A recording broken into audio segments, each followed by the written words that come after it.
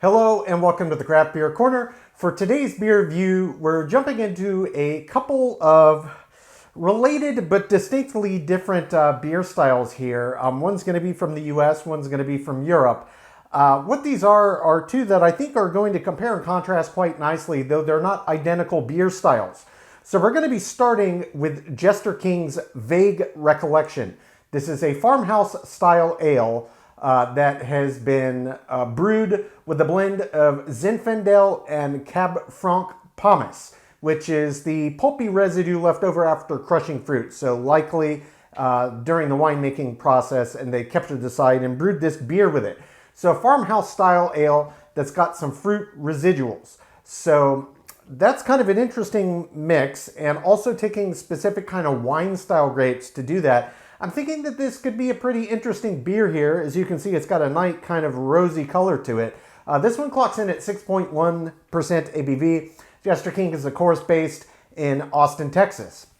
Then moving on to the European counterpart in this review, we have got Rodenbach's Caractere Rouge, which this is a Flemish-style red ale that's been brewed with cranberries, raspberries, and sour cherries. It was also aged in oak foeders.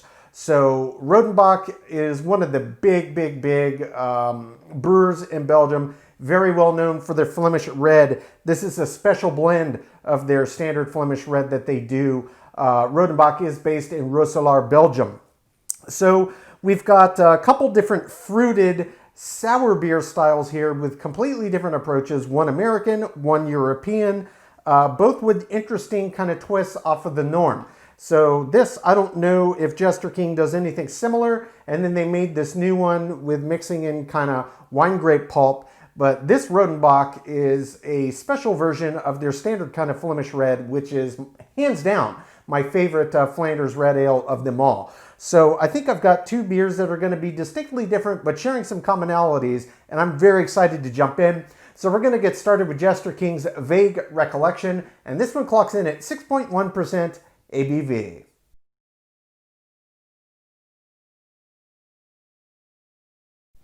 Okay, now jumping into the first beer of today's review, we have got Jester King's Vague Recollection. This is a farmhouse-style ale that has been brewed with both Zinfandel and Cab Franc pomace, which is that crushed, pulpy residue left after crushing fruit. These being two obviously very well-known wine grape varieties. I would not be surprised if this is the leftover pulp of a winemaking process. So an interesting take to do with the beer, and I think a farmhouse-style ale is going to pair itself quite well to that. 6.1% ABV on this one specifically. Jester King is, of course, based in Austin, Texas. So let's start with the obvious. In terms of label art, it's really cool looking. It's probably a little hard to see, but it almost looks like neural pathways of the brain kind of on the label is what it looks like. Synapses and neurons kind of hanging in there, firing away. Very cool looking label. In terms of the color, it's readily apparent. This is kind of a orangey, pinky, kind of rose hue, and you probably can't see too well through here, but it probably does have a little bit of floating particulates. I can see, I don't know if they're going to settle too well on the bottom. In fact, I can see just a little bit on the bottom. I'm sure the camera can't pick that up at all, but there is a little bit of that sediment from the pomace that they brewed with this. So let's just get this cracked gently. All right. Lost the cap there, that's okay. I'm going to get this poured right in the glass. I expect this will be quite effervescent. Yeah, it is quite effervescent indeed. All right. Visually in the glass, okay, it's kind of a pinkish orangey hue to it. The pink is a little subtle. You would kind of have to be looking at it up close and personal. I bet on the camera it's looking very orange, but it's very bright. It's a lovely looking beer. Carbonation, very tight, fine bubbles as expected. I can already smell this nice sour aroma to it, and I'm a good 1.5 feet still away from the glass, so let's get right up on it for a proper sniff. Oh yeah. Yeah, that does smell quite nice. As expected, it does smell quite sour. A little bit of tart, a little bit of funk in there. It's got this Brettanomyces kind of vibe going on to it. But the grape pomace that they added in, you can definitely pick that up. It does have this vinous quality about it. So it smells quite nice. Visually, it's stunning. Aroma-wise, it smells great. I'm not sure exactly what to expect with this one, but let's just dive right in.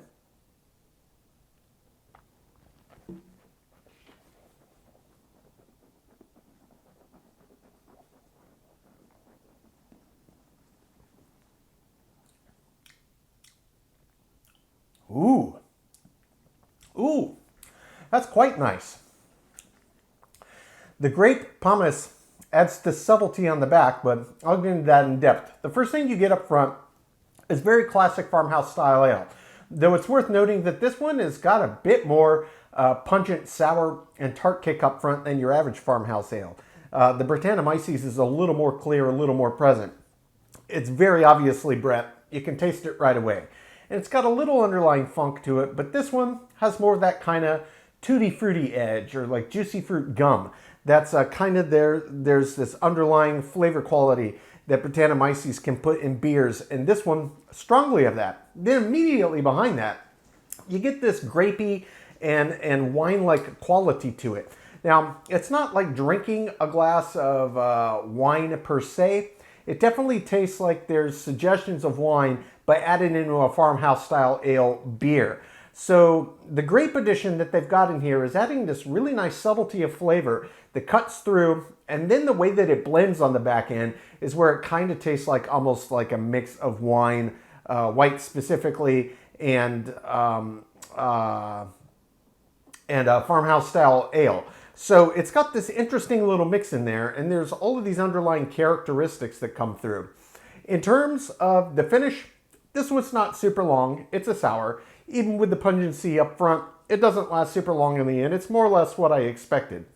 In terms of body and mouthfeel, we're looking at the same thing here. 6.1, it's not a high ABV, and it is just a farmhouse-style ale. It's got a little bit of weight, but it's not a heavy beer by any stretch of the imagination. I would categorize it as light, medium light. In terms of the mouthfeel, feels exactly what I expect. Not a ton of resistance, more or less feels as expected. You can just feel that active carbonation as it sits on the palate. So, there's a lot happening in this beer. I'm going to jump back in for another sip and see what happens on second sip, see if anything intensifies or jumps out at me I missed on the first one. Very nice.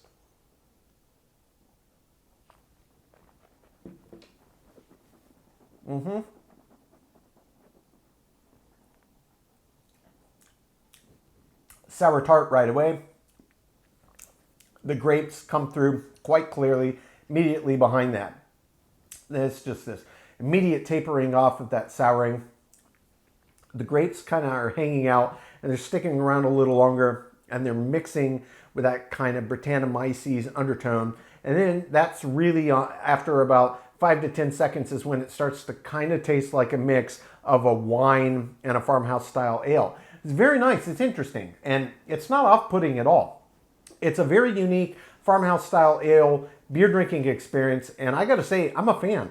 I really like what they did with this. It's not a beer I would have thought of.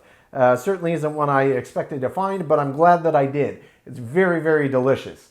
I'm gonna take my time, sip on this, count my scores. When we come back, we will get to the second beer of today's review. That is Rodenbach's Caractere Rouge, which is a Flemish red style ale that clocks in at 7% ABV.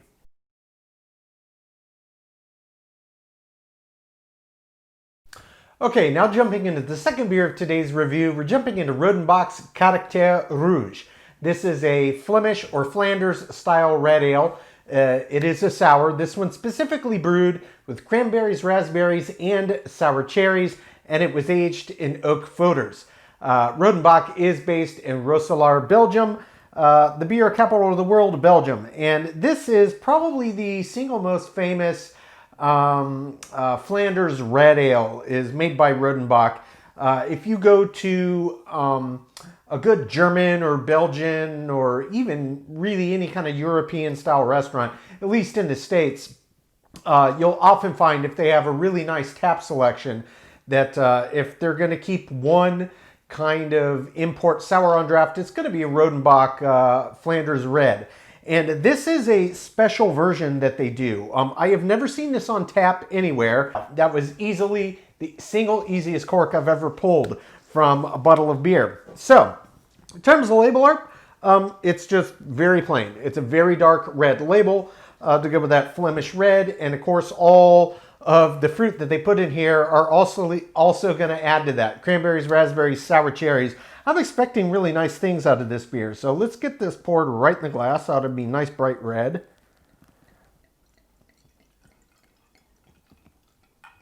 Yeah, that's looking quite nice. It's probably looking a little brown on camera, but trust me when I tell you that this is a red. Yeah, it's got this beautiful bright reddish orange hue to it, as I did expect to see. Now I can also tell you, just as with the last one, it's got a very pungent aroma. I can smell it from a good 1.5 feet, not quite 2 feet away. It's got that classic sour and tart aroma right up front, but even from this distance, I can smell the fruit. And in terms of head, it didn't really even try to do one, which is exactly what I want on a sour and what I expect to see. Let's get right up over it for a proper sniff.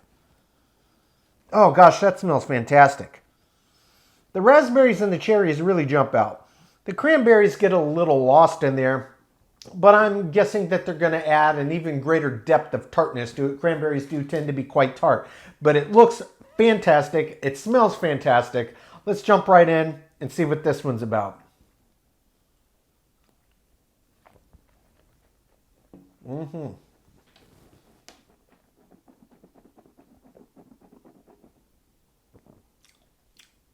Ooh. Oh, wow. Wow. That is packed full of flavor. All right. So the first thing I should point out is body and mouthfeel on this is exactly what you'd expect. 7% ABV. It's a little high for a sour, but it's still not a super high ABV. It's a sour. It doesn't feel super thick. It doesn't feel heavy. It feels nice and light. The body is exactly where I would expect it to be. The mouthfeel is exactly where I would expect it to be. In terms of what happens on first sip, it's really got this nice sharpness up front. It's sour and it's tart. If anything, I would say this is a bit more tart than it is sour, but there's a nice sour bite. There's no suggestion of Brettanomyces funkiness in this at all. It's really just the sharpness of the sour and the tart up front, and then just a mouthful of fruit. Cranberry is very prevalent. It's really adding that nice sharp twinge to it that I expected. The raspberry comes through crystal clearly. Very, very nice ingredient to pair. And it's very common in a lot of Belgian sour style beers. Very, very nice in here. Sour cherry really also is making itself quite apparent as well. There's a distinct cherry flavor to it. And really, it's a little hard to say, okay, sour cherries, well, it tastes of cherry. Beer's naturally going to have a bit of sourness to it just due to the fact that it's a Flemish or Flanders red ale, but it's very, very nice. The fruit that they packed in here really go well together, and they're balanced really quite beautifully. The cranberry does hit you up front, the raspberries in the middle, and the cherries are on the back end. And I'm getting really equal parts. It just comes in layers. So cranberry, raspberry, cherry in that order. Overall, very nice beer, very crisp, very refreshing. And this one, kind of similar to the last one. Yes, it's a sour beer. And yes, there's that little bit of dryness on the end, but it's very subtle. Both of these are more or less wet and round to the end. There's just a slight suggestion of dryness on the palate that kind of lingers, but it's not a drying out of the palate per se. Very, very nicely balanced beer here. I'm going to jump in for another sip, think on anything I might have missed, see how it intensifies on second sip, and talk about the finish.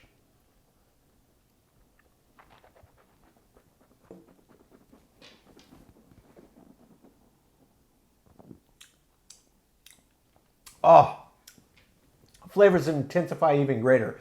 That sour, that tart, just bites up front. And again, cranberry, raspberry, then cherry. And they do all kind of mingle. Once you get all three, they do kind of mingle and intertwine. So you're getting all of these delicious fruit flavors. And I think that's what makes this one so special. It's got the backbone of their standard Flanders red, but then they packed all these different fruit in there, and it just goes so beautifully in this beer style. It's like it was made for it. And honestly, this is just a well-balanced, well put together beer. I haven't had a ton of Flanders Reds in my life, fewer than 10 to be certain. Rodenbach is my favorite. It's kind of the OG. But this new kind of Rodenbach line, the Caractere Rouge, very nice. Very nice indeed. The fruit really play to the strengths of this beer style, and they just put them together so well. It's just expertly balanced and just fits in this beer. It is absolutely delicious. I'm going to take my time, sip on this, count my scores. When we come back, we will get both beers ranked from top to bottom.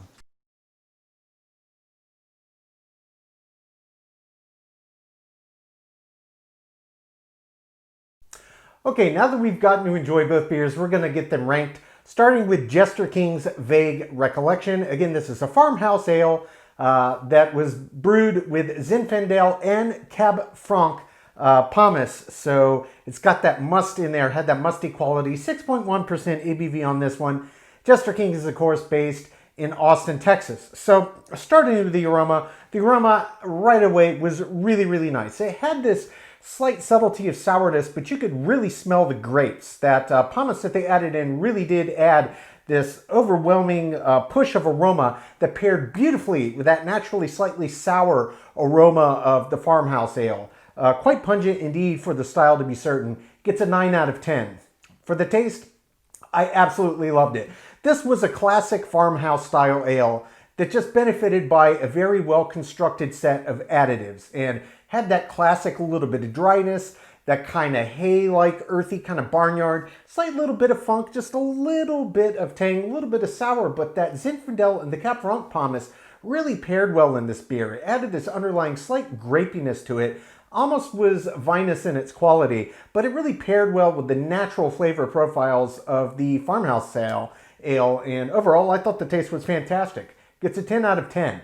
For the body, this was just a little bit bigger than your average farmhouse, 6.1, little higher ABV, but very much what I expected. Body does get a 10 out of 10. For the mouthfeel, same story here, just a slight bit more resistance, but overall, exactly what I expected, a little bit of dryness on the end. It was true to the style. It gets a 10 out of 10. For the finish, considering how bold and pungent the flavors were on each sip, one thing that I was kind of surprised by was the relative lack of extended length on the finish. Now, it was basically average for this style, and the finish did finish with just slight crispness to it, but overall, I was expecting the intensity of flavor to help push the end of the finish out a bit longer. That didn't happen. It was just average. It gets a 5 out of 5. Head and retention, this did great, exactly as expected, gets a 10 out of 10. For the appearance, this was an absolutely lovely beer. Farmhouse ale with that added wine pomace, and it really was beautiful to behold in the glass. It gets a 10 out of 10. For the balance, overall, the balance of this beer was exceptional. This was a very well-crafted, fundamental farmhouse-style ale, and then the additives were just the extra bonus cherry on top. Nothing was really overshadowing anything else. Nothing was really vying for attention. If anything, I would have liked just a little bit more intensity from the natural sour and tartness to come through. Maybe just a little bit more of the additives to come through as well. They were in there, and they added pungency, but I found myself still craving more of just those couple little dynamics. Overall, though, balance I thought was exceptional. It gets a 9 out of 10. Feeling in the intangible. Subjectively, I really enjoyed this one. It gets a 10 out of 10. Finally, is an example of the style. Overall, this beer did great in almost every category, just a few where it lost some points. Really, overall, the grand scheme of things for a farmhouse ale, this was very inventive and this was very well executed. It does get a perfect 10 out of 10, which brings the total score on Jester King's Vague Recollection to a 93 out of 100. Now moving on to beer number 2. This is Rodenbach's Carcatere Rouge, which is a Flemish-style red ale. This one was brewed with cranberries, raspberries, and sour cherries. It was oak footer aged and 7% ABV on this one. This is one of the behemoths of the Belgian beer scene. They are based in Roeselaar, Belgium. Starting with the aroma, absolutely massive. If you've never had one of these Rodenbach, the Grand Crus, this one, the Carcatere Rouge, there's a ton of them, and really they're all something to behold. The aroma, no exception on this, just bold, pungent. Aroma gets a 10 out of 10. For the taste, it was really spectacular and exactly what I expected from Rodenbach on a Flemish red with those additives. The cranberry, The raspberry, the sour cherry, they all had their own voice. They all came through equally. The underlying Flemish red, beautifully tart and sour, it all was in there, exactly what I wanted, and they delivered. Taste does get a 10 out of 10. For the body was exactly what I expected for a beer this style in this range, gets a 10 out of 10. Mouthfeel, same story here. Wasn't over the top, exactly what I expected for a Flemish red. Really no even added viscosity with this higher ABV range. Felt exactly right, a little bit of Christmas dryness on the end, 10 out of 10. Finish on this was significantly longer than your average Flemish red, and I wasn't surprised. Higher ABV, a lot of fruit additives here. It had a lot more bold and pungent and flavor-forward character to it, and that really showed on the end of the finish. There was still that crispness, still was that dryness, but the intensity of flavors lasted and really helped push it out. Finish gets a 9 out of 10. For the head and retention, exactly as I expected, it didn't create one, just attempted and right out of the way. That gets a 10 out of 10 for me. For appearance, this was textbook Flemish red, 10 out of 10. Balance, they could not have done a better job if they tried. With these big, bold fruits and this higher ABV of this bigger style anyway, they absolutely nailed it. Everything had its own voice, nothing vying for attention. The balance, perfection, 10 out of 10. Feeling in the intangible. Subjectively, I loved this beer. I truly did. It was absolutely delicious, better than I expected. 10 out of 10. Finally, as an example of the style, so far the beer only lost 1.1 category. It does get the 10 out of 10, perfect for the style, which does bring Rodenbach's Carcatere Rouge to a 99 out of 100. So we're looking at a whopping 6-point spread here, 93 and a 99. Both distinctly different styles, but related, and both executed very, very well indeed. If you're a fan of these bigger sour beers, it doesn't have to be intensity of sour, but just having these different kind of characters. These are absolutely two I would recommend to anybody that's a fan of those styles. Farmhouse or Flemish red, you can't go wrong with either beer, and frankly, they were an absolute treat. Folks, that's today's review. As always, I do sincerely appreciate you tuning in today. Please don't forget to like, comment, and subscribe. And if you want to stay in the loop when our videos go live to YouTube, you just click the notification bell icon. It is right next to the subscribe button. Until next time, keep it beer, keep it craft. We'll see you on the next one. Cheers.